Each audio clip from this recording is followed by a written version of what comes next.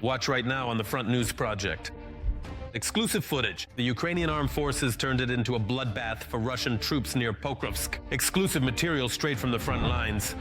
NATO's army is already at Russia's border. Karelia and Panica are preparing for war with the alliance. And enemy Shaheds are about to become even more dangerous. You need to know this.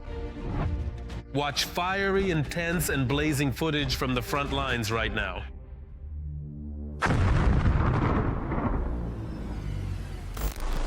Hello, this is Vladimir Timoshenko with you, and we're starting right away with the main topic.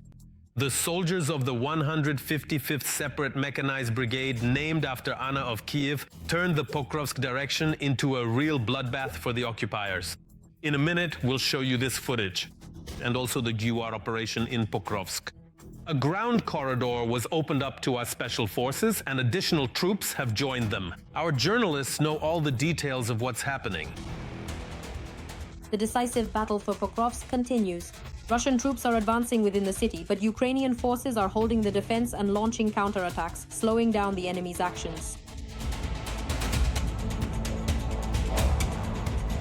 The defense forces continue clearing Pokrovsk of occupiers now in the northern part of the city.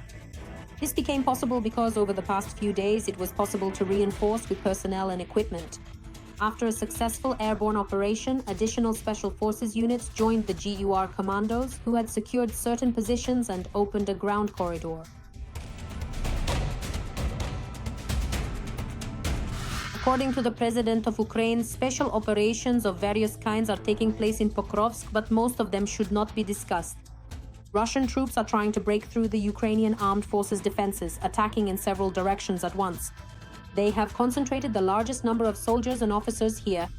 According to various estimates by the Ukrainian command, around 100,000 Russian servicemen are directly or indirectly involved in this entire operation around Pokrovsk. These are approximate figures, just to give you an idea of the scale of forces involved. In fact, I'll go even further. There have been instances from the direction of Sumy region and from the direction of Kostiantynivka. Forces have been redeployed from these directions toward Pokrovsk to reinforce because they are short on manpower. We're talking about so-called kamikazes, that is contract soldiers with an average life expectancy of 12 days.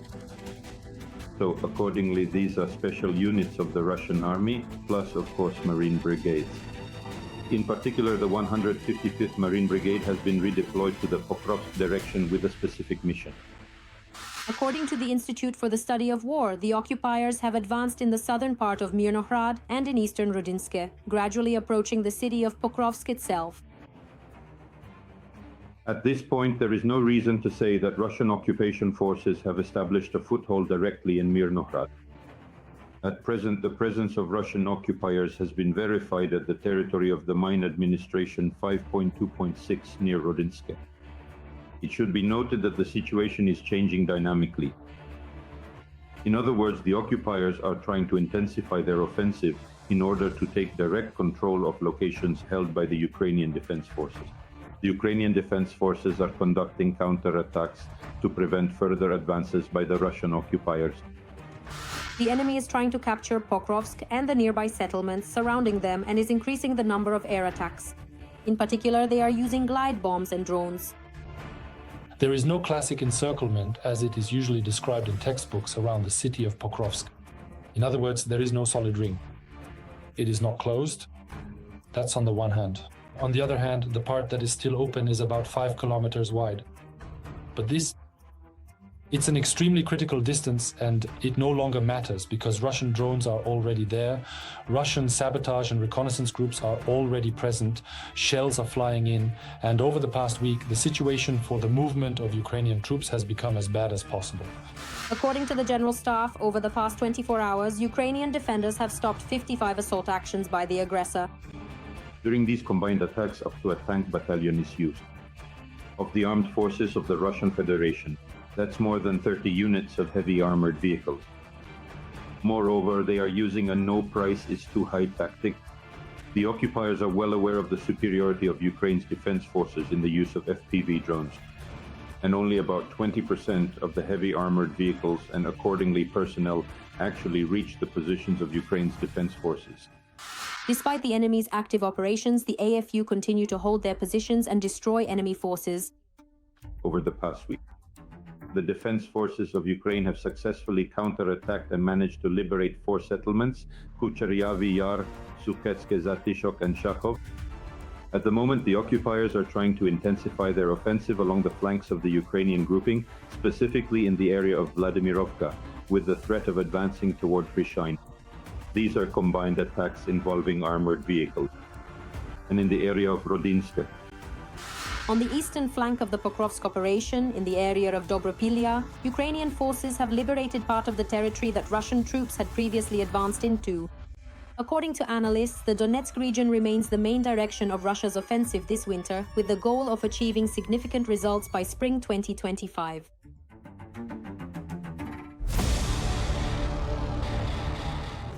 And here is another extremely important topic. The fate of the head of the Russian General Staff, Gerasimov, is hanging by a thread. Putin will dismiss him if the occupiers do not capture Pokrovsk by mid-November. And by the way, a candidate to succeed Gerasimov has already been chosen. Who is this so-called lucky one? The answer is in our report. The last leg of Valery Gerasimov's chair has broken. According to reports from the Kremlin is very dissatisfied with the general's work and, to put it mildly, his less than truthful reports from the front, according to the Atesh movement, citing information from officers of one of the Russian military groups. Putin gave Gerasimov a deadline to capture Pokrovsk by mid-November. This order is the general's last chance to keep his position. Against the backdrop of this ultimatum, there has been a sharp increase in meat grinder tactics on the Pokrovsk front. The command is sending huge waves of personnel into suicidal attacks in order to fulfill the order at any cost. Unremarkable and lacking charisma, Valery Gerasimov is the man to whom Putin owes his first presidential term. It was he who, while Moscow was preparing to check boxes on ballots, led the combat operations for the village of Komsomolskoye. This 15-day battle became the key and final one in Russia's second Chechen campaign. Gerasimov delivered victory to candidate Putin, stepping over bathtubs of blood, over the countless corpses of Russian soldiers and local residents. The residents were allowed to leave the village, but they weren't allowed to go far. They were forced to stay for several days on the outskirts of the village, but in reality, they served as a human shield. In 2012, it was Gerasimov who presented the country's leadership with the formula for hybrid warfare. At that time, he insisted that it was necessary to move away from classical wars. This ongoing situation is moving towards destabilization on the ground, meaning that the environment in the area is becoming less stable and more uncertain.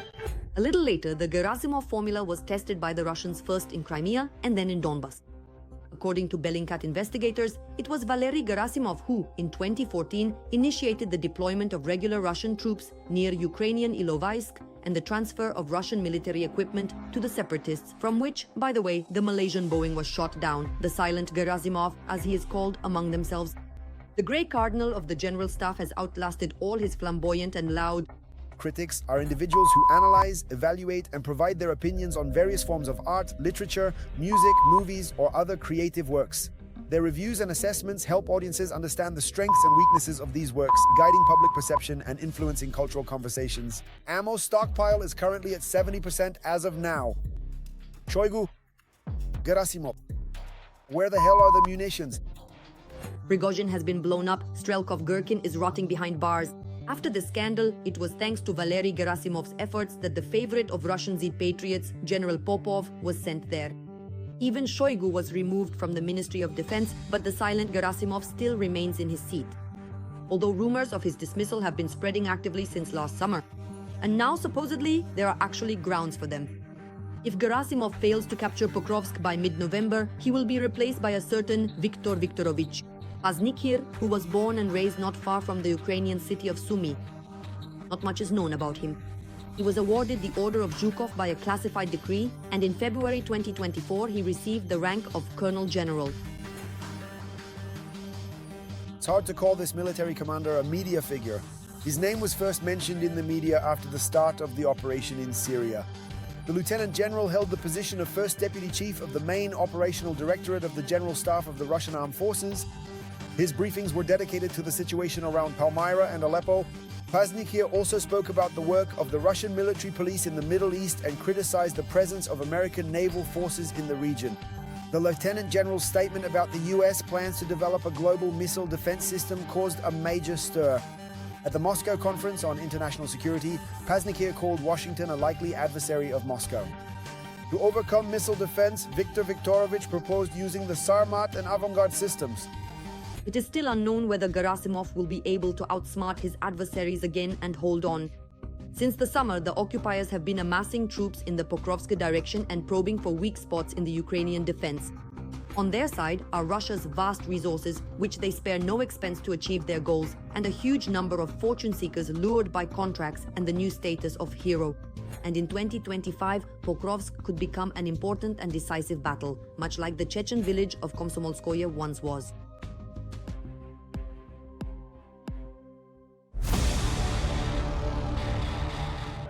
And now let's analyze the operational situation on the Alexandrovsk front, where the enemy is also becoming more aggressive. On the Alexandrovsk front, the enemy carried out 29 attacks yesterday in the areas of the settlements of Zelenigai, Yanvarskaya, Novosilovka, Voronoe, Sosnovka, Verbovoe, Alexevka, Rybnaya, Yegorovka, and Krasnogorskaya. Meanwhile, Putin's worst nightmare is coming true. Finland will conduct large-scale military exercises involving about 5,000 people.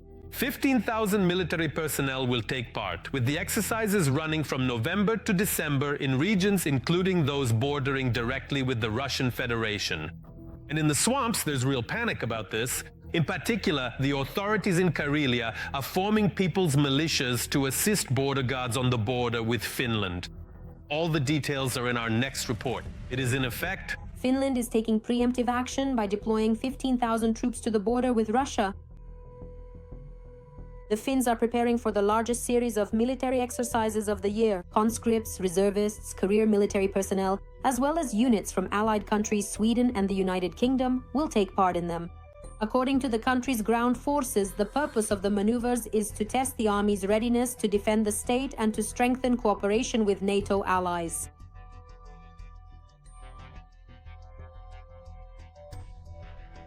On the territory of the occupying country, directly near the borders of Finland, there is currently intensive engineering construction of new military bases by the occupying country's army.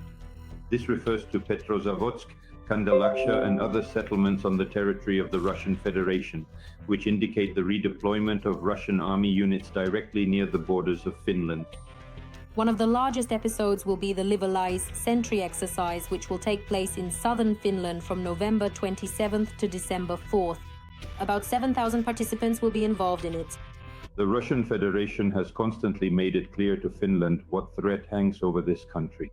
Moreover, there has been a constant element of military political pressure on Finland with the aim, accordingly, of maintaining its so-called neutral status. There is not the slightest reason to say that after the occupation of Finnish lands, friendly and good neighborly relations were established. The Russian military presence near Finland's borders was constantly increasing. In the spring of 2023, Finland became a member of the North Atlantic Alliance. This provoked a sharp reaction from Russia, worsening bilateral relations. In addition, Finland imposed sanctions against Russia and refused to grant asylum to Russians fleeing mobilization. After that, Putin's lackeys accused the Finns of every sin at every opportunity. For example, in September, former ALCO president Dmitry Medvedev decided that Finland was preparing to attack Russia. After joining NATO under the guise of defensive measures, Helsinki is pursuing a confrontational course, preparing for war with Russia, apparently setting up a springboard for an attack on us. Moreover, according to his version, Russia supposedly legally deserves reparations from the Finns for World War II, claiming that they once paid too little thanks to the goodwill of the Russians. This is precisely an element of diplomatic and military pressure on Finland. Moreover, similar statements are being made not only regarding Finland, but also regarding Sweden, specifically about the island of Gotland, and accordingly regarding Poland. Following the alcoholic Medvedev, the chairman of the State Duma Defense Committee, Andrei Kartapolov, also made aggressive statements. He stated, or rather threatened, that Russia is ready to defend itself at any moment since they have everything they need. Medvedev had previously spoken about this as well. We simply cannot overlook the important fact that Finland is, at this moment, currently a member of the North Atlantic Alliance. This also determines changes in our military approaches to securing the border and responding to possible unfriendly acts. The political and military leaders of Finland are doing everything they can to emphasize that an attack by Russia would be an act of suicidal madness. Nevertheless, the authorities in Karelia are strengthening the border with Finland with the help of volunteer patrols. The Russian Federation is demonstrating its readiness for a direct confrontation with the NATO bloc. And accordingly, the first states that will be in the focus of the occupying country's army are respectively Finland and the Baltic states. Therefore, the risks are quite high. This is also evidenced by the formation of new military units in the Leningrad military district, and accordingly the deployment of military infrastructure directly near the borders with Finland. Earlier, it became known that Finland had offered NATO to establish a new military base on its territory. Helsinki could become a base for large NATO reconnaissance drones. Every voice matters. Join our community, support independent journalism and help us bring you the truth from Ukraine. Become a member of Ukraine Today. Join us now. And now it's time to analyze the operational situation on the much-suffering Kupiansk front. The situation here is, as usual, extremely tense. Yesterday, there were 13 attacks by the invaders on the Kupiansk front. Our defenders repelled enemy assault actions in the areas of the settlements of Stepnaya, Novosilovka, Borovskaya, Andreevka, and towards Petropavlovka, Kurilovka, and Peshanoe. Yes, the advance of the occupiers' army has been stopped in the Kupiansk area. The Ukrainian Defense Forces struck the Russians, which slowed down their offensive. This was stated by Viktor Tregubov, head of the communications department of the Joint Forces Group. More on what is happening at this hotspot on the front in our military review. The situation in the Kupiansk direction remains difficult, but Ukrainian forces are confidently holding the defense and delivering precise strikes against Russian troops. Russian plans to reach the city center are currently failing. Moreover, there is reason for cautious optimism, as even in the northern areas where they try to concentrate their forces, things are not going well for them now. Several precise and heavy strikes were delivered against them. As a result, the offensive there has now stalled. Klinik is now being forced to change tactics. Instead of a direct breakthrough to the city center, the Russians are trying to bypass Kupiansk from the flanks. If anyone ends up encircled there, it definitely won't be the Ukrainian forces. There aren't enough Russians in the city or in the right positions to encircle anyone. Nevertheless, the situation of the so-called double air blockade remains. Russian drones are capable of attacking Ukrainian logistics while being close to Kupiansk. However, Ukrainian drones are also delivering mirrored strikes against enemy infantry groups and equipment. Logistics are complicated for both sides, but control over key routes and transport hubs remains with the Ukrainian army. Ukrainian reserves sent to stabilize Kupiansk. Additional operational reserves of Ukraine's defense forces have been deployed to Kupiansk to stabilize the situation in this settlement. Kupiansk is not an end goal for the enemy, but rather a diversionary maneuver. According to experts, Russia is using a 1,000 cuts tactic, creating tension in secondary areas to distract attention from the main strike. According to the General Staff, the highest intensity of fighting is currently being recorded in the Pokrovsk direction. The occupiers are facing a question: the redeployment of operational reserves. The point is that due to the water barrier, the river that divides Kupiansk, the occupiers are unable to quickly redeploy operational reserves and accordingly reinforce their assault groups. At the moment, the occupiers are trying to concentrate their main attack in the area of Kupiansk-Uzlovi. They are in dire need of control over this key railway station. A short logistics route, both from the territory of the Russian Federation and accordingly from the occupied areas of Luhansk region, would allow the occupiers to create a strike group which would then plan to advance along the Oskil River toward the Sloviansk-Kramatorsk agglomeration. Things are not going well for the occupiers in the rear either. Ukrainian forces are carrying out preemptive strikes on the enemy's strategic targets, on ammunition depots and fuel and lubricant supply points. The goal is to deprive the Russians of the ability to supply their assault groups, to slow down their advance even before they reach the front lines. Over the past week, Special Operations Forces drones have carried out a series of strikes on oil depots in the temporarily occupied territories. These were in the districts of Luhansk region, which were being used at the time to supply fuel and lubricants to units of the Russian occupation army, both in the Lyman direction and primarily in the Kupiansk direction. In particular, Special Operations Forces drones attacked oil depots in occupied Starobilsk, which is precisely the Kupiansk direction, and in Luhansk. Over the past day, drones from the Special Operations Forces of Ukraine's defense forces have struck a number of field fuel and lubricant depots in the temporarily occupied areas of Luhansk region, which is intended to reduce the intensity of attacks by Russian occupiers in this direction. But while the situation on the battlefield is far from a breakthrough, on TV screens Moscow continues to claim victory. The Russian Ministry of Defense is once again reporting the capture of Kupiansk and the destruction of the 16th Mechanized Brigade of the Armed Forces of Ukraine. But there's one catch: such a brigade doesn't exist. According to Moscow, this fictional brigade supposedly lost 8 soldiers, and Ukrainian units in Podpetrovka and Velika Shapkova have allegedly been encircled. But the reality remains unchanged. Heavy fighting continues near Kupiansk, but the city remains under Ukrainian control. Russian forces are taking losses, changing tactics, and searching for alternative routes. And Ukrainian defenders, despite the pressure, continue to hold the line and once again shatter the myth of the Kremlin's invincible army.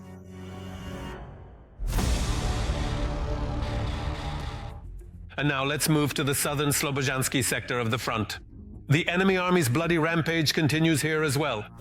In the southern Slobozhansky direction, our forces repelled 12 enemy attacks in the areas of Vovchansk, Vovchansky Khutori, Tike, Otradne, and towards Kolodezne and Dvorichanske. A real manhunt has begun in the territories of Ukraine temporarily occupied by the Russians. The occupiers are conducting raids, grabbing locals right off the streets and immediately sending them to the front lines. The details of this horror. Let's watch. Oleg from the occupied Torres, that's in Donetsk region. On the 3rd day after his 18th birthday, he went to the local military enlistment office to register. He was told right away, either you sign the contract or it's prison. There is no third option. At the enlistment office, they threatened me with prison. They said if I didn't sign, I'd be charged with the full article from 5 to 7 years.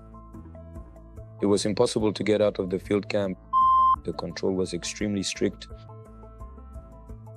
At every corner of the camp, there were military patrols. The inhumane treatment by Russian instructors drove young men to suicide. But even those who withstood this pressure did not live long. Those residents of the temporarily occupied territories who end up in the Russian army after a short training are sent straight into local assaults. Oleg was lucky, he surrendered immediately and survived. Attitude toward the command of the hunters. Because we were from the occupied territories, they blamed us for everything that was happening, for the war. The command would often say, get there and we'll drop you some food. We would reach the designated point, but they never dropped anything. We lived in forest plantations without food or water. We chewed on whatever we could. There are many people like Oleg. The temporarily occupied territories of Ukraine have been incorporated into the Southern Military District, and there are plans to recruit up to 100,000 soldiers for the Russian army from there. This was reported by Dmytro Kukarchuk, Deputy Commander of the 3rd Army Corps of the Ukrainian Armed Forces. Russia has officially incorporated the occupied territories of Ukraine into the Southern Military District and is now beginning to mobilize the local population. The occupiers plan to mobilize between 50,000 and 100,000 men aged 18 to 55 to fight against Ukraine. Previously, mobilization only took place in the occupied territories of Donetsk, Luhansk regions, and Crimea. The State Duma of the Russian Federation has passed a law that allows conscription into the army throughout the entire year, from January 1st to December 31st. Russia has legalized the conscription of residents from the temporarily occupied territories of Ukraine. Now, mobilization can be carried out all year round. According to the new rules, after receiving an electronic summons, a person is required to report to the so-called military enlistment office no later than 30 days later. According to the CNS, the occupation military enlistment offices in Melitopol have already received instructions from Moscow to start compiling military lists of men, aged 18 to 50. In Melitopol, they are once again going door to door, checking documents, especially those of utility workers, construction workers, and security guards, people who can be quickly sent to the second line without preparation. Previously, mobilization activities were carried out only in the occupied territories of Donetsk, Luhansk regions and in Crimea.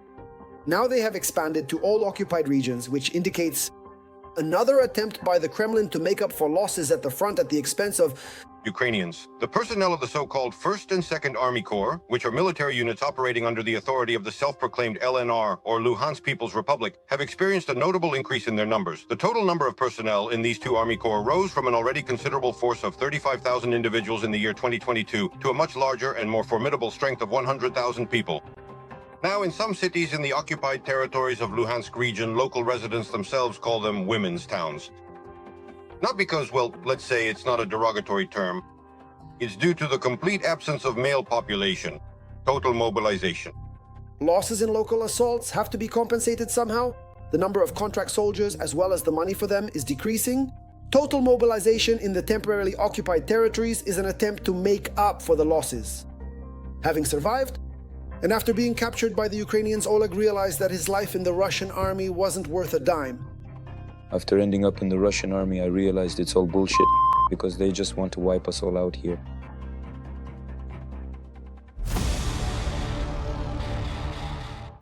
Now let's analyze the operational situation on the Sloviansk and Kramatorsk fronts.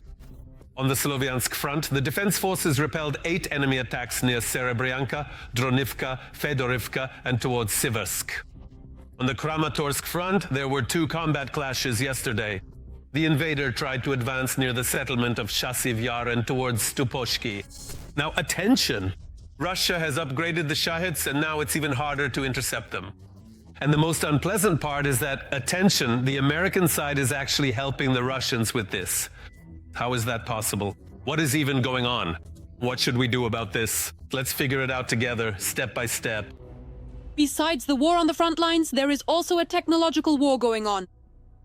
Our enemy is, let's say, technologically dangerous, cunning, and unpredictable, because they can change everything in an instant. Communication systems, control systems, and electronic warfare play a significant role.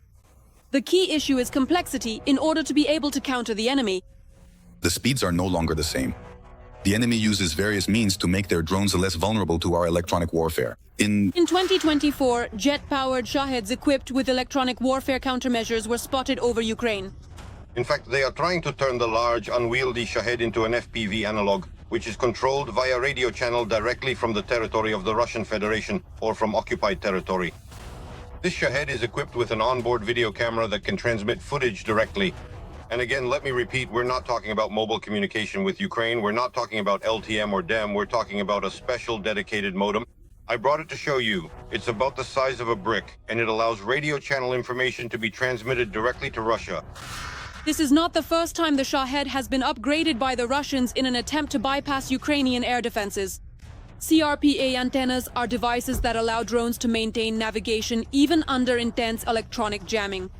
These antennas are currently produced in Russia, but the technology was originally developed in Ukraine back in the early 2000s. Now, on enemy territory in 2025, the modernization of these birds of death continues. This principal electronic warfare, absolutely every element that a radio receiver has can be jammed. Some are harder, some are easier. It depends on the type of signal. In this case, jamming isn't exactly easy because they use frequency hopping technology across the entire range, which makes it resistant to electronic warfare jamming, but it is still quite possible. So for this, we just need to take a new approach, so to speak, and adapt ourselves to the Russians' new tactics. The Russians have gone even further. They hid these antennas inside the body, removed them from the wing, and moved them inside the Shahed, placing them in the center. As a result, the enemy's drones are becoming virtually invulnerable to electronic warfare systems. What does this tell an observant and intelligent person? It means that the factory made changes to the Shahed's body specifically for these Chinese antennas. This means the enemy is confident in a long-term and stable partnership with China. We cannot suppress such antennas with our existing electronic warfare systems everywhere across the country. Sergei Beskresnov also confirmed in a flash that this nuance indicates close cooperation between Russia and China. Russian billionaires are doing everything they can to help Putin in this war, establishing contacts with China and the US. For example, Deripaska. Access to technology and equipment is also closed off, and there is a range of items that are critical. In 2024, the Russian LLC Angar 22 purchased Swivin turbojet engines for a total of about $300,000. Officially, they were intended for model aviation. However, these units later found a completely different use. They were installed on a jet-powered modification of the Iranian Shahed drone. At the same time, the owners of Angar 22 are classified and information about the beneficiaries is hidden. According to old registry data, the founder was the joint stock company Kraska, which was linked to Deripaska. Other subsidiary structures, according to documents, are only partially state-owned. But there is also the development corporation Yuginvest. It is associated with a structure belonging to the same Deripaska. We are familiar with China's experience. Free economic zones, minimal taxes, joint ventures.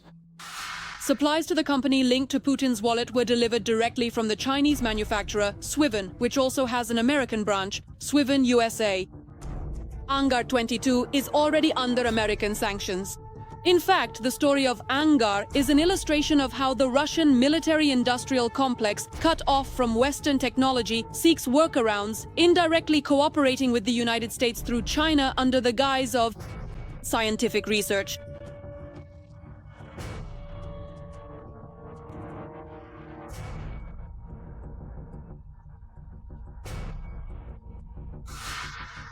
Updates its drones to carry out attacks on Ukraine. In the Russian Federation, they have started making them even more deadly for strikes. During attacks on the Sumy region, Russian occupiers began using Shaheds with anti-tank mines attached to them. And as we should clearly understand, having access to resources, having sufficient finances, and having every possible opportunity, in other words, they will not stop. They will continue to persist, making use of all the means and advantages available to them, and they will not be deterred easily. Monitoring groups report that the Russian Federation is preparing Shaheds with phosphorus munitions. Being within 150 meters of the impact zone can result in fatal outcomes. The Kremlin is betting specifically on cheap kamikaze drones, not missiles. That is why they plan to increase the production of Shaheds and other types of UAVs. A plan has been set to produce at least 36,000 strike drones. The Ukrainian side is not resting on its laurels and continues to work on improving its own interceptor drones. And not only that,